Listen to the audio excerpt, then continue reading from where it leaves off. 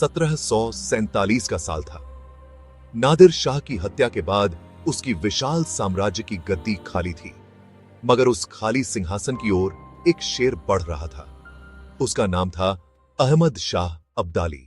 ये अहमद शाह पहले नादिर शाह की सेना में एक भरोसेमंद सिपह सालार था, लेकिन अब वो खुद बादशाह बन चुका था और उसने अफगानिस्तान में दुर्रानी वंश की नींव रखी। मगर अहमद शाह के दिल में कुछ और था, ताकत और विस्तार, और उसकी नजरें जमी थीं पंजाब पर। पंजाब जो मुगलों की कमजोर होती पकड़ और सिखों के उभार के बीच झूल रहा था। अब्दाली जानता था, अगर उसे भारत में एक स्थायी प्रभाव बनाना है तो उसे पंजाब को जीतना ही होगा। और फिर शुरू हुआ एक के बाद एक आक्रमणों का सिलसिला। एक के होता साल 1748 अहमद शाह ने पहली बार पंजाब पर चढ़ाई की। लाहौर को उसने कुछ ही दिनों में अपने कब्जे में ले लिया, मगर दिल्ली की मुगल सेना ने उसे वापस धकेल दिया। लेकिन यह सिर्फ एक शुरुआत थी। अगले कुछ वर्षों में अब्दाली ने 5 बार भारत पर आक्रमण किया, मगर उसका सबसे क्रूर और निर्णायक हमला था 5वां आक्रमण। यह हमला था 1757 में, जब अब्दाली फिर से पंजाब आया। लेकिन इस बार वो सिर्फ लूटपाट करने नहीं आया था, वो पंजाब को पूरी तरह से निगलने आया था। अब्दाली की सेनाएं, अफगान घुड़सवार अपनी तेज तलवारों और भयानक नारे लगाते हुए पंजाब की धरती पर उतर चुकी थी।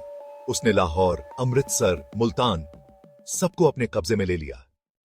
सिखों ने बहादुरी से उसका सामना किया, मगर अब्दाली की सेना संगठित, निर्दयी और रणनीति में माहिर थी। अमृतसर में हरिमंदिर साहिब पर हमला, गुरुद्वारों की बर्बादी, ये इतिहास के वो काले पन्ने हैं जो आज भी पंजाब की आत्मा को झकझोरते हैं। अब्दाली ने पंजाब को अफगान साम्राज्य में मिला लिया और अपने बेटे तैमूर शाह को वहां का गवर्नर बना दिया। लेकिन क्या यह जीत स्थायी थी? नहीं।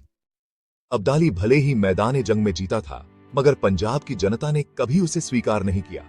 जैसे ही अब्दाली अफगानिस्तान लौटा, सिखों ने विद्रोह शुरू कर दिया, गुरिल्ला युद्ध की रणनीति अपनाई और धीरे धीरे अब्दाली की सत्ता को कमजोर करते गए। यह वही समय था जब भारत में मराठा शक्ति भी उभर रही थी।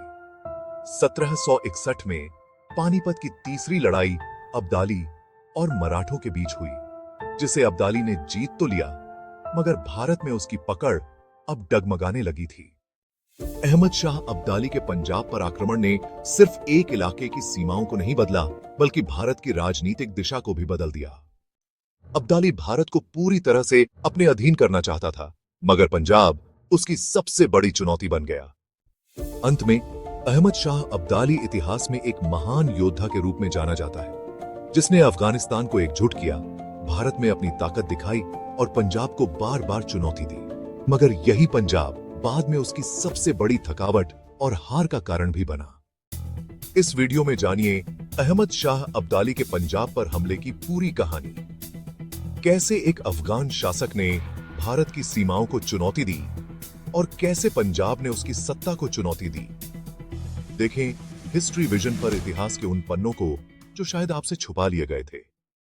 और भी ऐतिहासिक कहानियों के लिए हमारी सीरीज हिस्ट्री ऑफ अफगानिस्तान की प्लेलिस्ट को जरूर देखें। अगली वीडियो देखने के लिए अंत तक जुड़े रहें।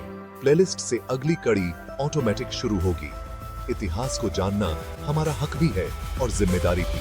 अगर आपको ये कहानी पसंद आई तो लाइक करें, शेयर करें और हिस्ट्री विजन को सब्सक्राइब करना ना भूलें, क्योंकि धर्म कोई भी हो, इतिहास हम सबका होता है। चैनल को सब्सक्राइब करें और बेल आइकन दबाएं ताकि अगली ऐतिहासिक यात्रा आपसे छूट न जाए।